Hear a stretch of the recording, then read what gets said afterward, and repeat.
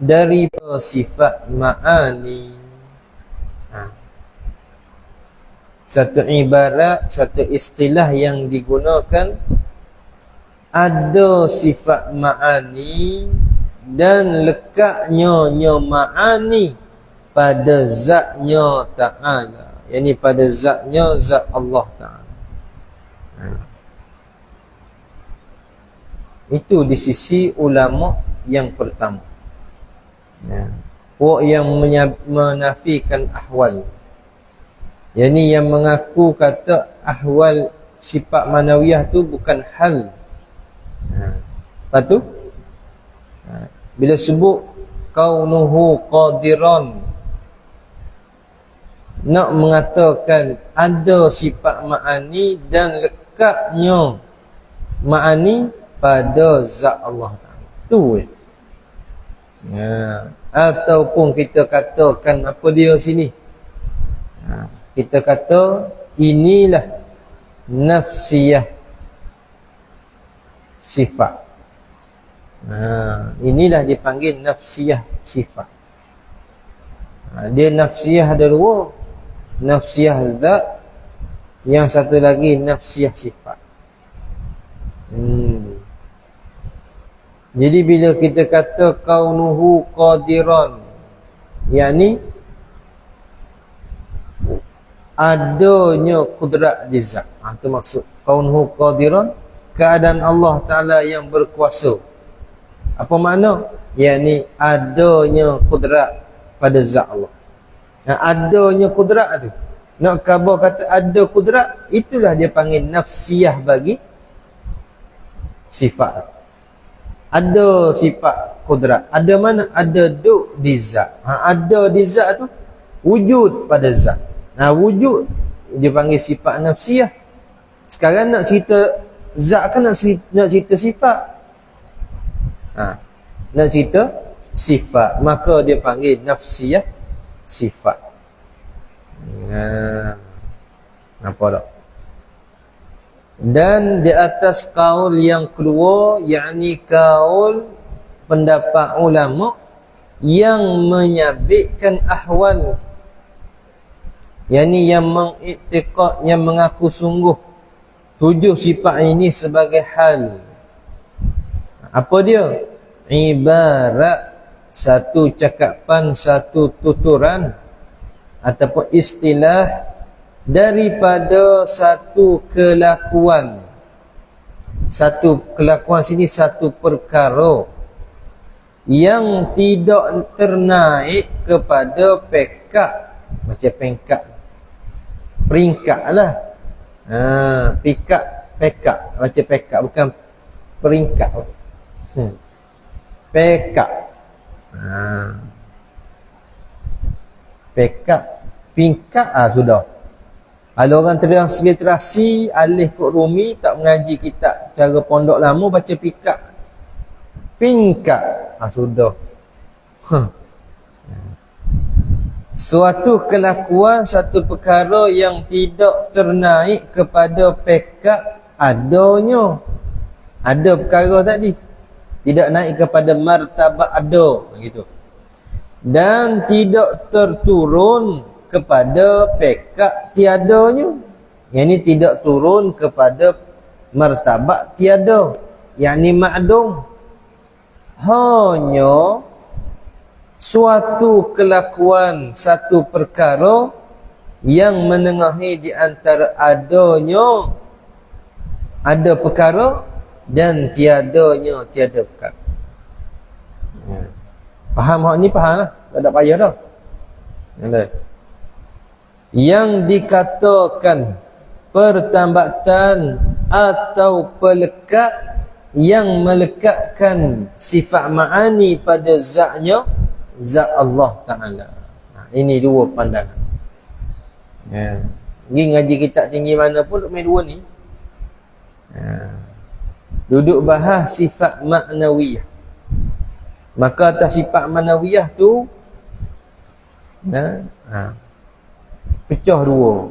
Satu ulama yang menafikan ahwal, satu ulama menyabitkan ahwal.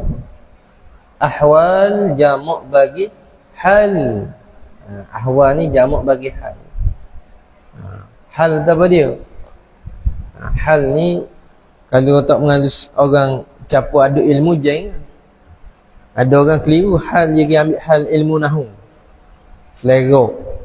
Dalam nahwu ada juga hal. Ismu al-mansubu al-mufassiru liman bahama anil hayati. Tu yang panggil hal ilmu nahwu. Satu isim yang masuk yang menafsirkan perkara yang kesamaran daripada keadaan isim itu sendiri. Itu panggil hal. Boleh. Nanti kita tengoklah koh-koh mana tu. Siapa ada oyan? Siapa tak? Siapa insya-Allah. Dah. Ada siapa?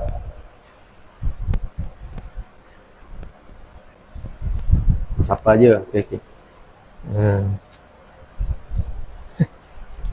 Baik. Kita pergi bahas atas dasar ilmu tauhid dululah. Kaunuhu ta'ala qadiran.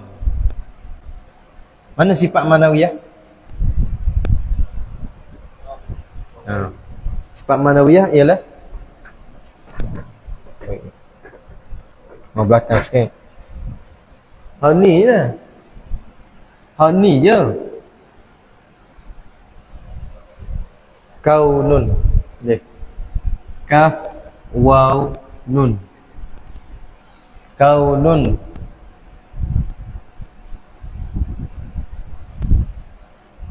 Itu dia panggil sifat manawiyah. Kaunun ni apa dia? Terjemahnya keadaan. Kaunun terjemahan Melayunya keadaan. Qadirun ni bukan sifat.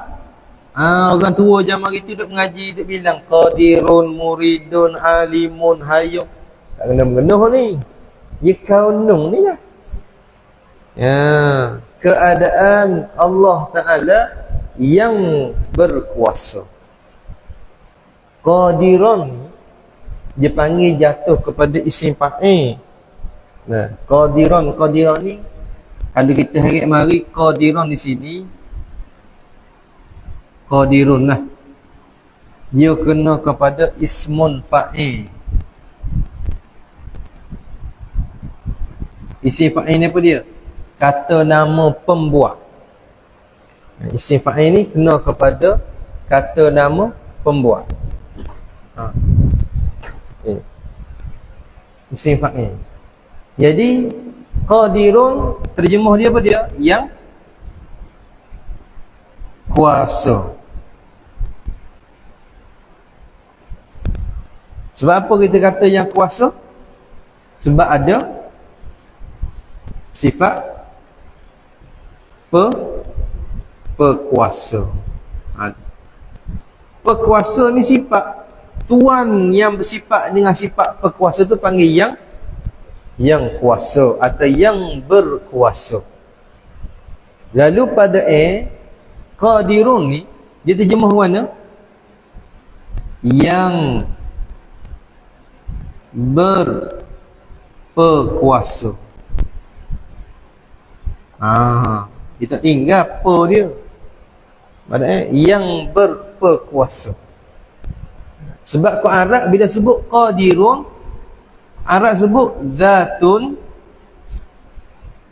satu zat muttasifun, yang bersifat ia, muttasifun, satu zat yang bersifat ia zat, bil qudrati, dengan kudrat. Itu ta'rif dia.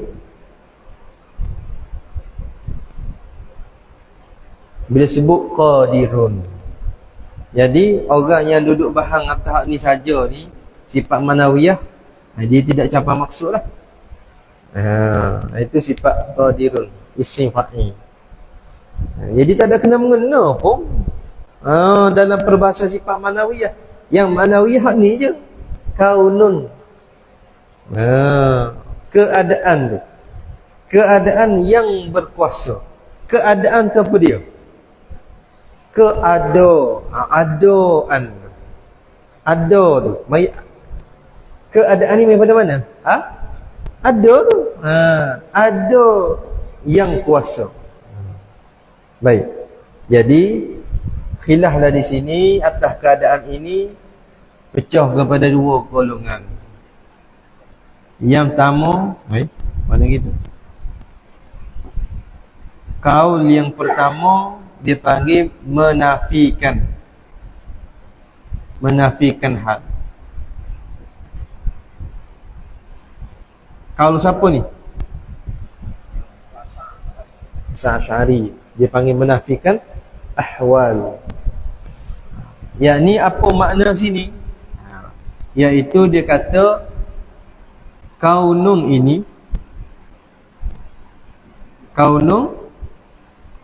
itu dalam kitab itu benda kaunun dalam kitab kita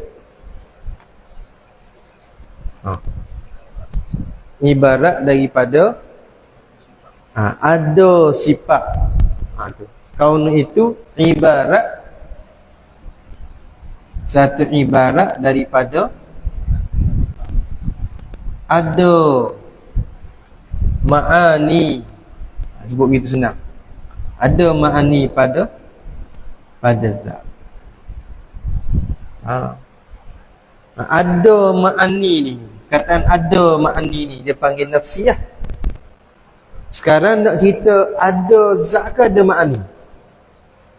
Sekarang nak ceritanya ada ma'ani. Maka diri ada ma'ani ni, nak menerangkan ma'ani. Ma'ani ni apa dia? Sifat. Maka di sinilah dia panggil nafsiyah sifat. Kalaulah ada ini nak menerangkan adanya zat, dia panggil nafsiyah zat. Ni dia panggil nafsiyah zat. Betul je. Jadi kaun yang disandar kepada qadirah iaitu nak menyatakan adanya sifat kudrat pada zat. Mudah. Semata-mata nak bila sebut keadaan yang berkuasa, nak kabur kata adanya kudrat pada zat. Habis. Jadi faham ni boleh. Adanya iradat pada zat, adanya ilmu pada zat, ada hayat pada zat, mudah. Itu kaunun. Kaul yang menafikan ahwal. Lalu bilalah dia menafikan ahwal, yakni dia tidak menganggap kaun ini sebagai hal. Dah dianggap apa dia? Dianggap kerana ibarat daripada ada, nak menyatakan ada. Jadi ada ni sendiri dia panggil amrun iktibari. Tu kata tu. Dia menafikan ahwal tetapi menyabit kata amrun iktibari. Itu satu pandangan ulama yang menafikan ahwal. Satu lagi dia panggil dia robak ni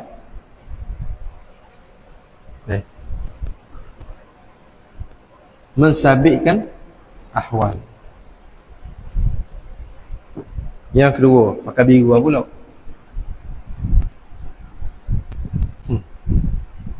Golongan yang kedua menyabitkan ahwal. Kaun itu apa dia dalam tu? Dalam kitab dia tu dia. Kaun itu ibarat daripada satu kelakuan. Kelakuan ni bahasa Melayu. Bahasa Arab sebut hal. Bahasa Arab sebut hal, satu kelakuan. Satu kelakuan lagi,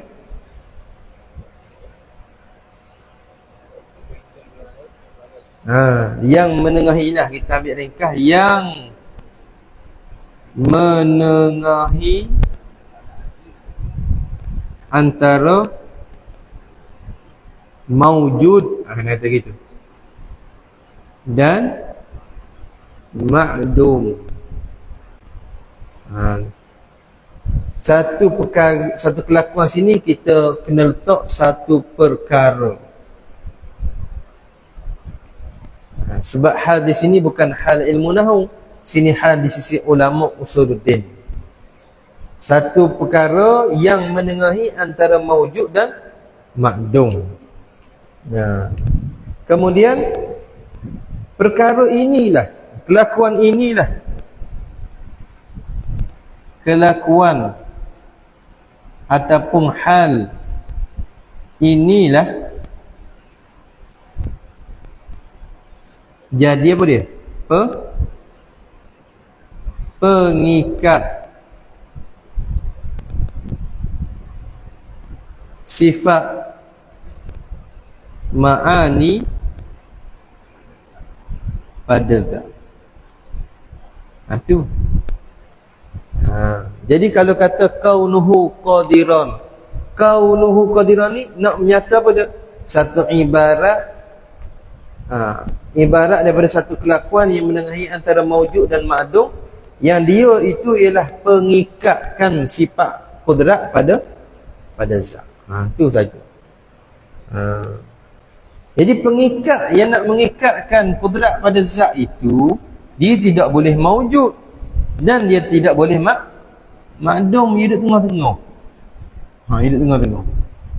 Ini dua kaul. Ini dia panggil hal. Hal di sini pula dia panggil hal. Hal mana? Hal maknawiyah.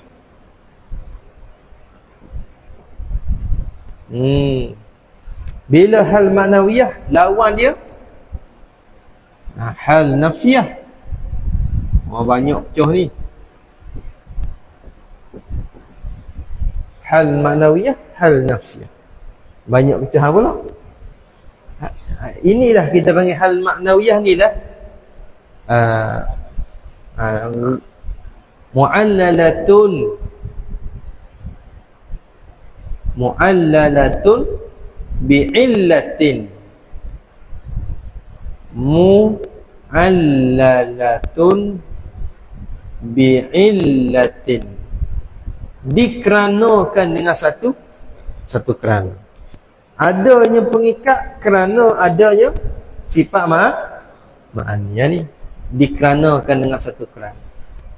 Kerana ada kudrat lah, sabitnya kaunuhu qadiran. Itu perbahasan secara umum kaun. Jadi kita nak pakai hak mana? Kita nak pakai nafsiyah bagi sifat pun boleh, nak pakai hal maknawiyah pun boleh. Itu saja. Cumanya kita faham bila sebut kaunuhu qadiran ialah nak menyatakan adanya kudrat bagi zat. Jadi nak menyatakan ada kudrat bagi zat ni, ada kudrat pada zat ni, dia panggil kaul yang menafikan ahwal. Yang ni puak ulama yang mengatakan kaunuhu itu amrun i'tibari. Yang kedua, kaul bila sebut kaunuhu qadiran, nak menyatakan adanya pengikat yang mengikatkan kudrat pada zat. Dan pengikat ini satu perkara antara ada dan tiada. Itu saja. Jadi setiap sifat ma'ani yang ada pada zat, mengikut kaul yang kedua, tentu ada pengikat dia. Jadi oleh kerana sifat ma'ani ada 7, maka pengikat dia pun ada 7. Itu saja. Cuma pengikat tu tak boleh kata ada. Ya. Kalau kata pengikat tu ada, bermakna sifat tumpang pengikat. Nampak tak? Sifat tadi akan tumpang pengikat. Sekarang sifat tu jadi sifat bagi pengikat. Tak kena. Kerana sifat itu mesti tumpang zat. Jadi tak boleh kata ada pengikat tadi, sehingga sifat tadi lekat di pengikat. Akhir sekali pengikat yang lekat pada zat. Tak kena. Akhir sekali sifat tadi tidak panggil sifat bagi zat, sifat bagi pengikat. Akan jadi pula kam muttasil pula situ. Bertindih-tindih, bertepek di zat Tuhan. Salah juga. Kalau gitu tak ada lah. Tak ada nak lekat ke mana? Nak kira mana? Kalau tak ada, kalau kata pengikat tu ada tapi dirinya tak ada, sudah. Pengikat tu memanglah, tapi pengikat tu tak ada. Jangan. Lagi tak boleh. Maka ulama kata pengikat ni antara ada dan tiada. Tu. Lagu mana? Wallahu a'lam. Al-halu minal muhal, kata Imam Asy'ari. Hal ini daripada perkara yang mustahil. Sebab tu dia tolak. Jadi dia pakai kata kaunhu qadirah ni ialah nak menyatakan ada kudrat pada zat. Dan kita masa mengaji sifat kudrat pun sudah kita iktiqah kata kudrat itu ada pada zat dah. Keduk mana? Masa kita mengaji sifat kudrat, satu sifat yang wujudi yang berdiri pada zat. Apa berdiri? Dengan mana ada pada zat. Jadi bila mengaji sifat ma'ani seperti kudrat tadi, maka kita faham sudah kata adanya kudrat pada zat. Maka situ automatik sudah ada kaunuhu qadirah. Sebab tu di sisi Asy'ariyah dia kata tak wajib sampai 20, hak wajibnya sampai 13. Sebab selesai dah anak kira. Tu saja. Nampak dah ni. Ulang banyak kali lagi, tak ada apa dah tu. Jadi atas sifat manawi ni pegang dulu. Nak pegang kata ada makni di zat pun boleh, nak pegang kata ada pengikat yang mengikatkan makni pada zat pun boleh. Tu saja ni.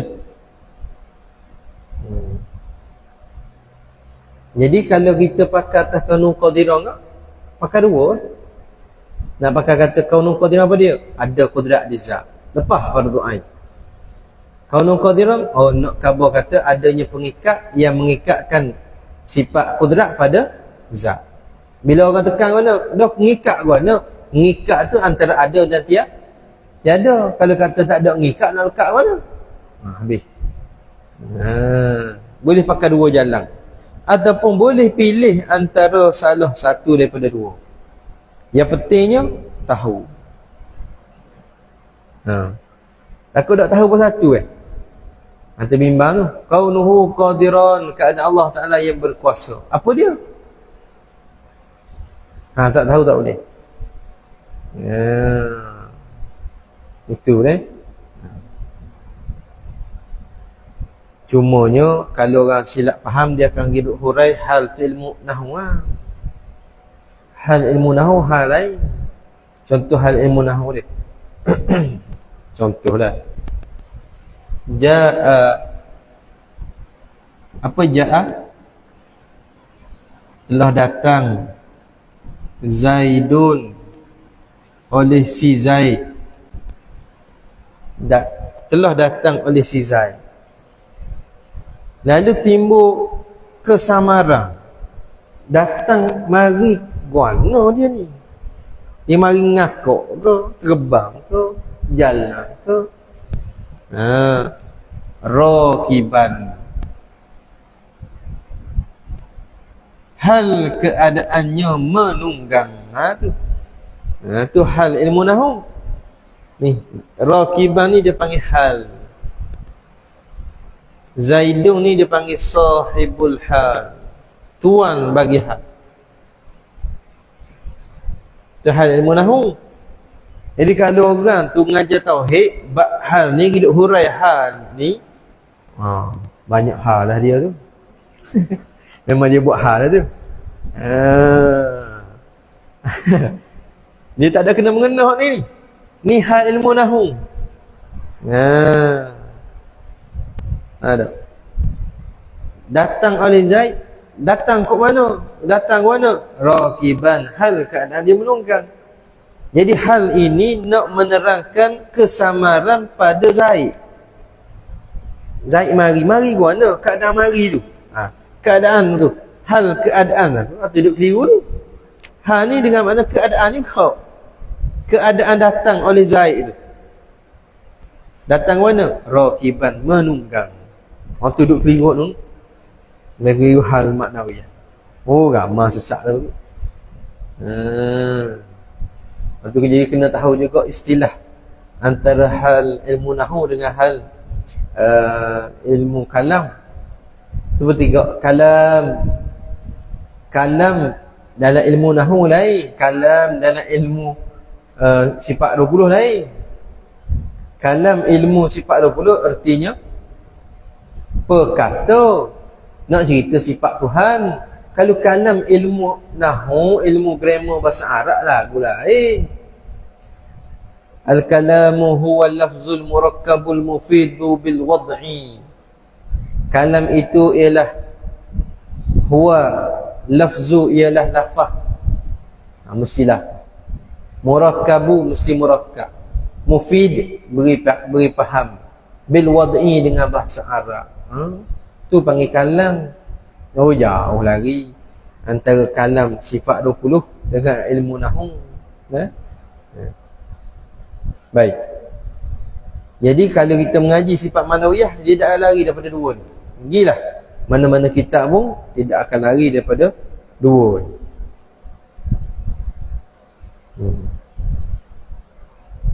Maka tak kala selesai hamba pada bicara 13 sifat yang tersebut. Yang ni sifat ma'ani tu lah. Ambil pada wujud siapa ma'ani. Maka masuklah hamba pada bicara sifat ma'nawiyah pula. Dah pindah lah. Tapi kena faham dulu lah macam tadi tu. Sifat ma'nawiyah tu mana? Dikehendaki ma'nawiyah. Ingat tak?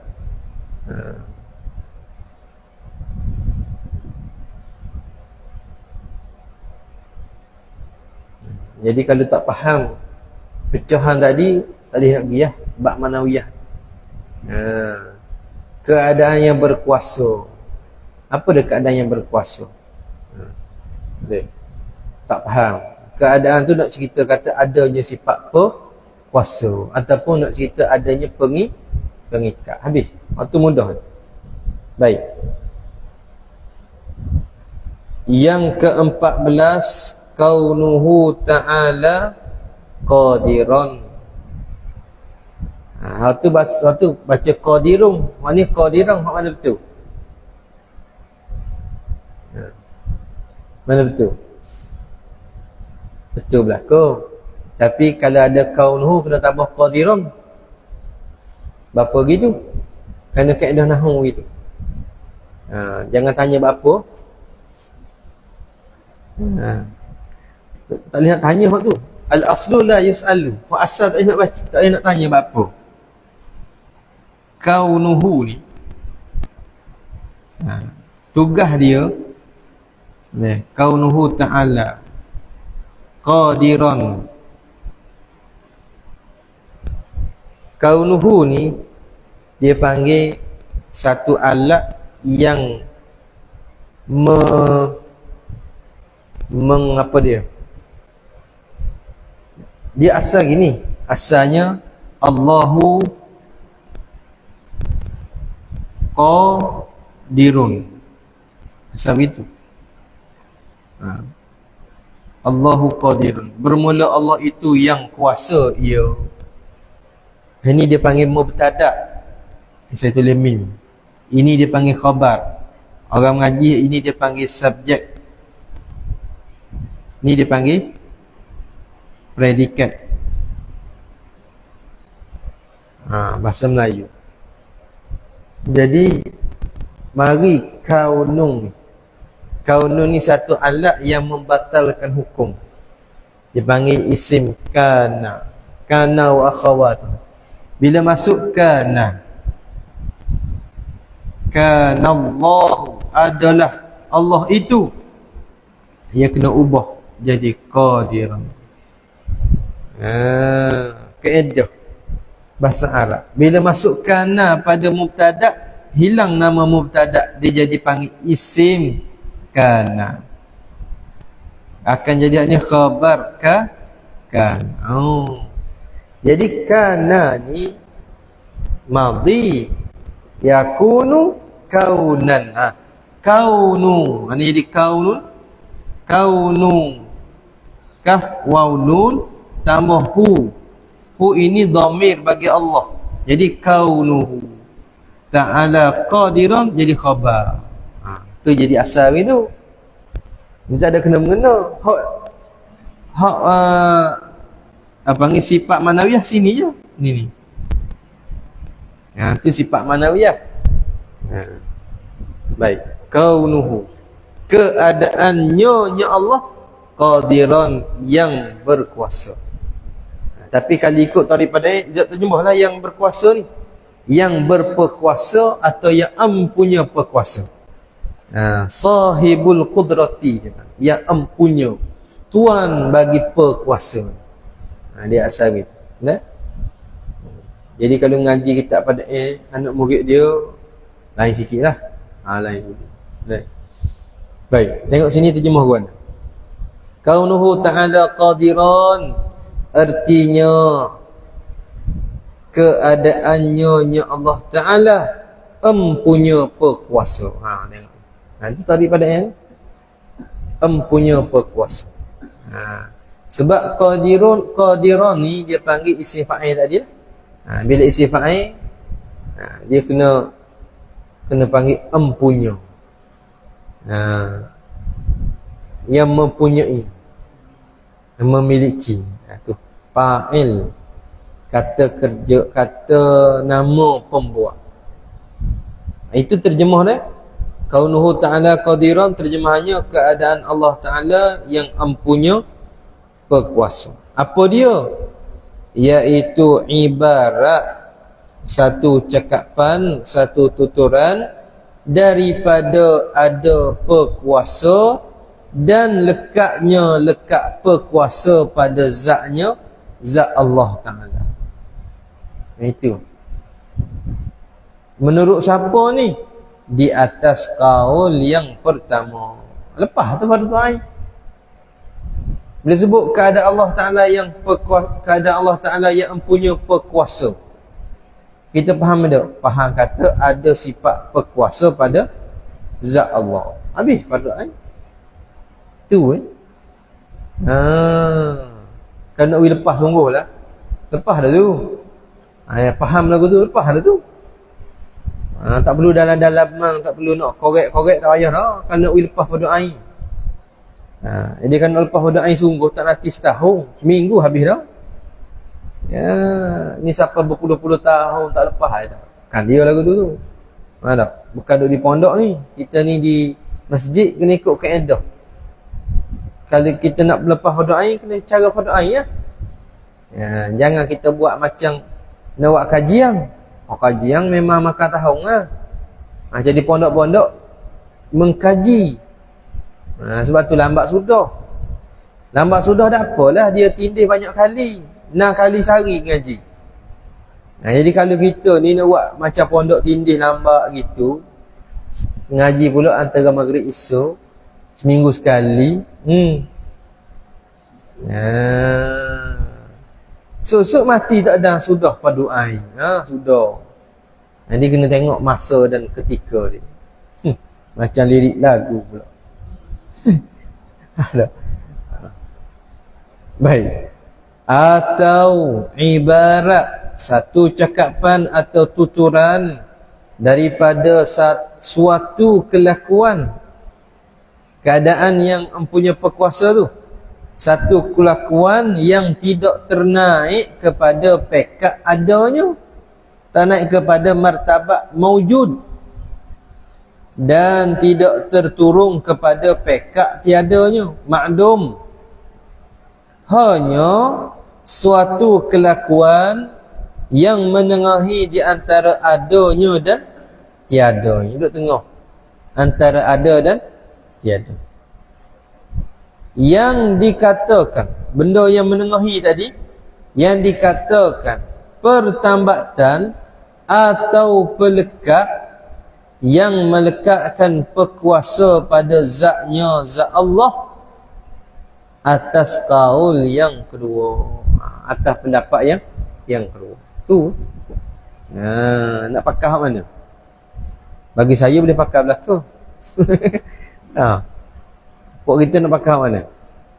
Terpulang. Pakai nombor 1 pun lepas fardu ain, pakai nombor 2 pun lepas fardu ain. Terpulang. Kalau pakai dua-dua lagi bagus.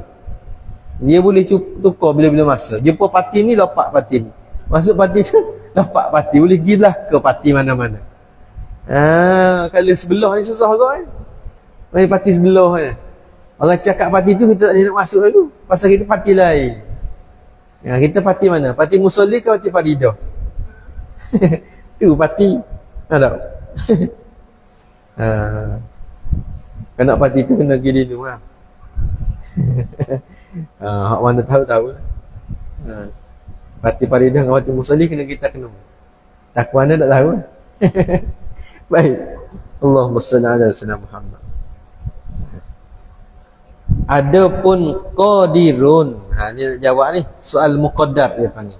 Jawab atas soal yang ditakdir. Dah macam mana pula qadirun? Adapun qadirun, yakni yang kuasa itu, maka bukan ia sifat.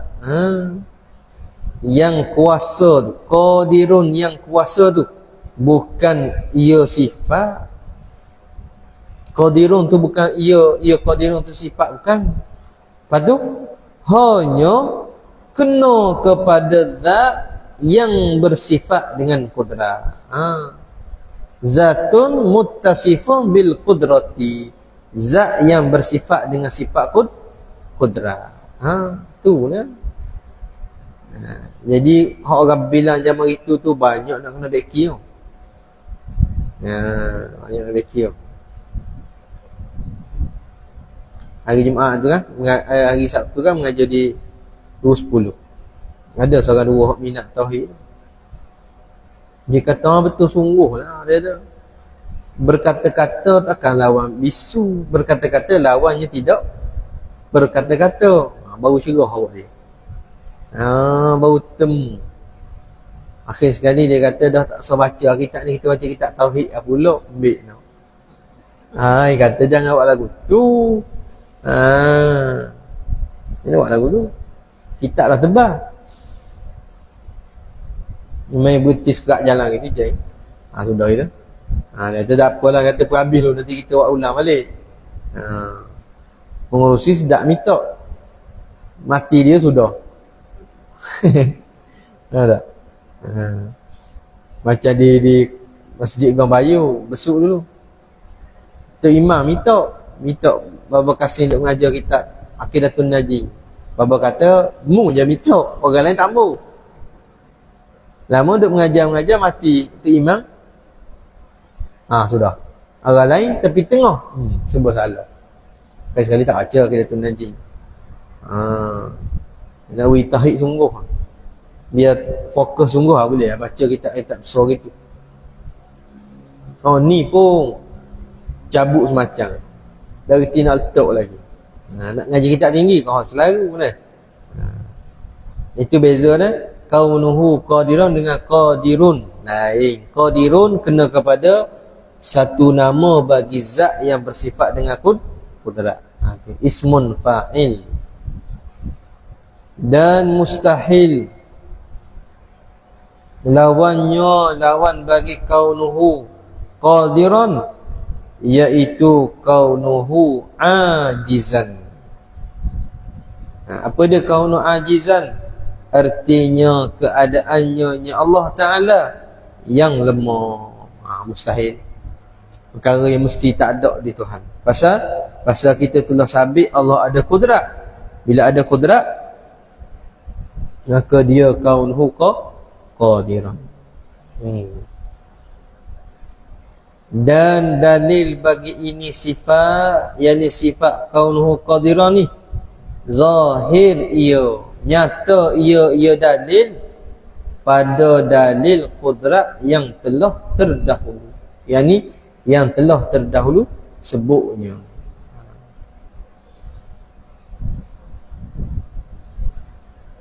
Ya, inilah perbahasan sifat maknawiyah. Nampak dah mudah itu. Bila lagu tu baca laju-laju tak apa dah. Baca laju-laju pun tak apa. Kaunuhu qadiran faham tadi, kaunuhu muridan pun sama. Keadaan Allah Ta'ala yang berkehendak, dua jalan. Nak khabar kata ada iradat, nak khabar kata ada pengikat yang mengikatkan iradat pada zat. Maujud, ma'dum, tengah tu hal. Maujud, ma'dum, tengah hal. Antara tiga tu sudah pulak dah. Lerak pulak. Maujud yang ada. Bawah sekali ma'dum yang tiada. Tengah ni hal. Wujudi mana?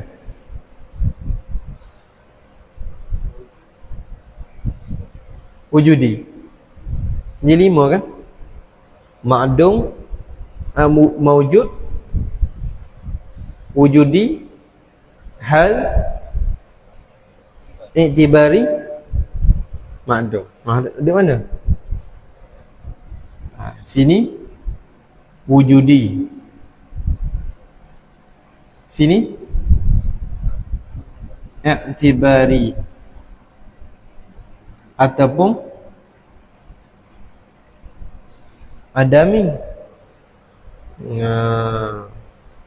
Boleh pergi dua ni. I'tibari.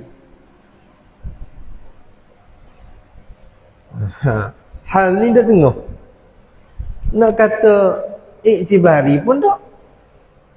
Nak kata wujudi pun tak. Nak kata mawjud lagi tak. Ma'dum lagi tak. Ma'dum ni tak ada. Tiada.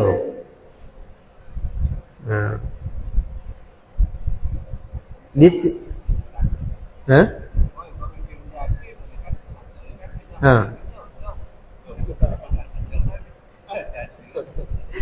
ni. Maka hak kaul yang pertama ni dia pakai kaedah ni. Kena ingat kaedah dia. Al-halu, bermula hal itu, minal muhali, daripada benda yang mustahil.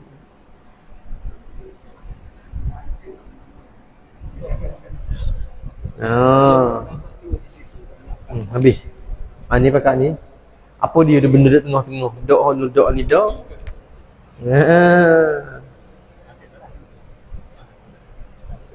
Tapi kita tak boleh nak kata tak betul puak-puak ni. Sebab kalaulah tidak ada hal yang menengahi antara maujud dan ma'dum, macam mana nak lekat ma'ani pada zat?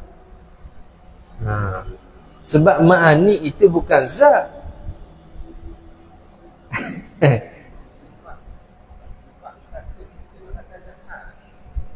Mesti sifat perkata kita duduk di mana? Dia anak tekak. Maka nak duduk anak tekak dia tak akan lekat, melainkan kena ada hal yang melekatkan perkata pada anak tekak.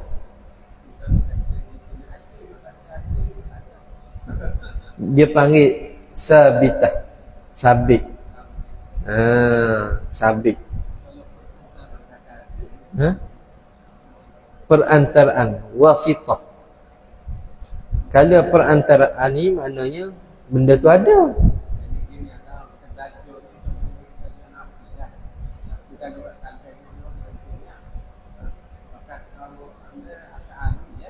Atas kita sedap ke mana? Saya boleh pergi belakang, tak salah.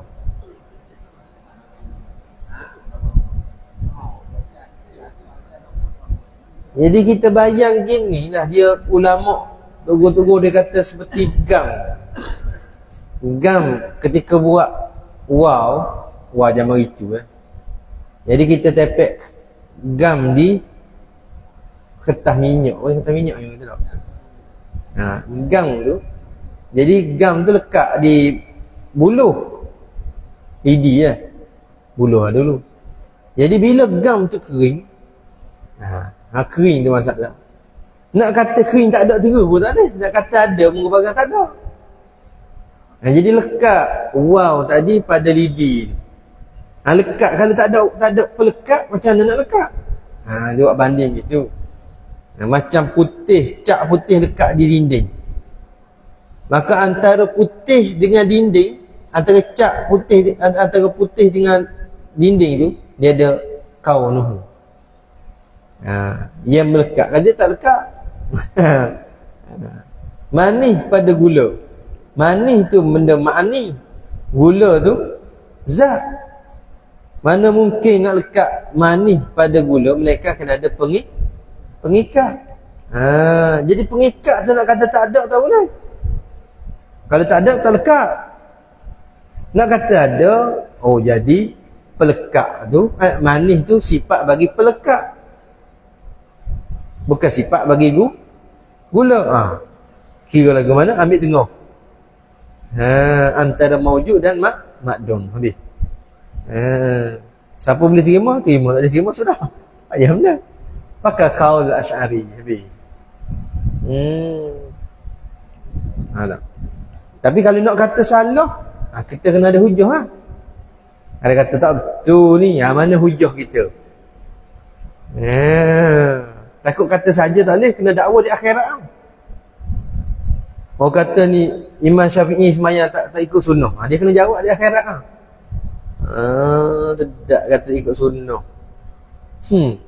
Nak setara Imam Nawawi. Imam Nawawi tu, level dia tu mesti ingat 100,000 hadis.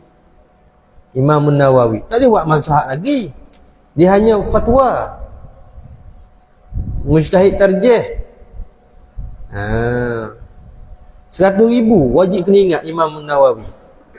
Hadis 40 tu hak dia tulis tu, hak dekat celah buku. Hadis 40 Imam Nawawi, 100,000 dia wajib kena ingat. Sanad serta matan. Baru boleh jadi tahap Imam Nawawi. Siapa tak menikah kahwin, dia duk sibuk dengan tu lah. Tak boleh buat mazhab lagi. Enggak kita ngaji jodoh 5 tahun boleh mumtaz, nak buat mazhab sendiri. Langit bumi tak bau. Jadi orang yang dakwa kata Imam Syafi'i tak betul, imam-imam lain tak betul, dia kena dakwa. Kecuali dia menarik balik dakwaan dia sebelum pada mati. Kalau tidak akan diheret di mahkamah Tuhan. Ini jawab awal dia. Imam Syafi'i dia waktu beri hukum dia ada hujah. Orang yang kata tak betul ni apa hujah dia? Jawab dia mau. Lepas tu kita tak boleh kata tak betul waktu tu. Tak? Kita kena ada hujah kita. Setiap apa yang kita dakwa atas dunia ni, semua kena hujah. Mupakah kawan tu, apa hujah? Mutalak kawan tu, mupakah kawan ni, apa hujah? Semua kena jawab. Ingat free lagu tu. Saya berani, aku ada hujah. Mula pakah buat tu ada hujah, kena tak tahu lah. Turut tak turut orang, ikut jawab lah.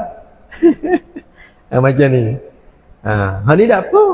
Kata saya tak nampak lah jalan Maturidi, Imam Maturidi. Saya nampak Asy'ari. Apa kat Asy'ari? Dah Maturidi salah. Tak salah, tapi saya tak nampak jalan dia. Begitu kat baca kitab. Saya tak nampak ibarat dia ni. Kalau saya nampak gini. Lepas tu salah ke ibarat kitab? Tak salah. saya tak nampak jalan dia. Tak apa gitu. Tu panggil beradab. Beradab dengan tua kita. Itu je lah. Kesimpulan dia mudah je.